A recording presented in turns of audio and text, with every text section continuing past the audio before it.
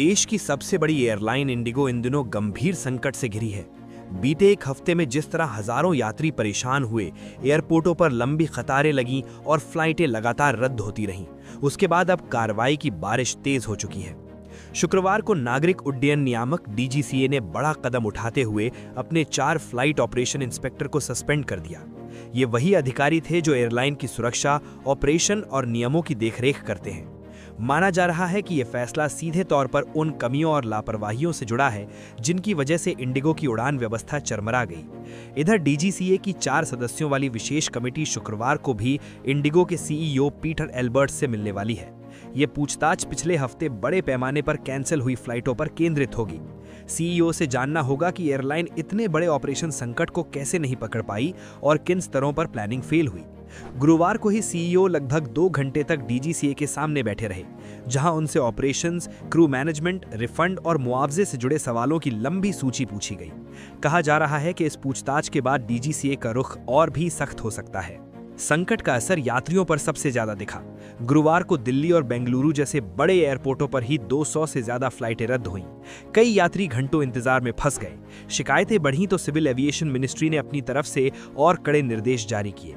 मंत्रालय ने इंडिगो को अपने विंटर शेड्यूल में 10% कटौती करने का आदेश दिया। आमतौर पर एयरलाइन रोज करीब 2300 फ्लाइटें ऑपरेट करती है, लेकिन अब उसे तय संख्या कम करनी पड़ेगी ताकि मौजूद संसाधनों पर दबाव कम हो और संचालन नियंत्रित तरीके से चल सके। इस बीच यात्रियों को हुए नुकसान और परेशानी पर कंपनी को भी कदम उठाने पड़े। इंडिगो ने घोषणा की कि 3 से 5 दिसंबर के बीच जिन यात्रियों को सबसे ज्यादा दिक्कतों का सामना करना पड़ा, उन्हें 10,000 रुपए का ट्रैवल वाउचर दिया जाएगा। हालांकि कंपनी ने यह साफ नहीं बताया कि किन आधारों पर तय किया जाएगा कि कौन यात्री इस श्रेणी में आता है। इंडिगो का कहना है कि यह वाउचर 1 साल तक किसी भी इंडिगो फ्लाइट की बुकिंग में इस्तेमाल किया जा सकेगा। ये राशि उस मुआवजे से अलग होगी जो एयरलाइन नियमों के मुताबिक फ्लाइट उड़ान से 24 घंटे पहले रद्द होने पर यात्रियों को देती है। कंपनी इस अवधि में रिफंड और मुआवजे की प्रक्रिया तेज करने का दावा भी कर रही है। इंडिगो के संकट पर विमानन क्षेत्र के कई अनुभवी लोगों ने भी अपनी राय रखी है। देश में कम किराए वाली विमान सेवा की नींव रखने वाले कैप्टन गोपीनाथ का मानना है कि यह संकट अचानक नहीं आया। उनके अनुसार इंडिगो लगातार सफल हो रही थी, बड़े पैमाने पर विस्तार कर रही थी और इसी दौरान एयरलाइन प्रबंधन में घमंड और ज्यादा भरोसे की भावना बढ़ गई।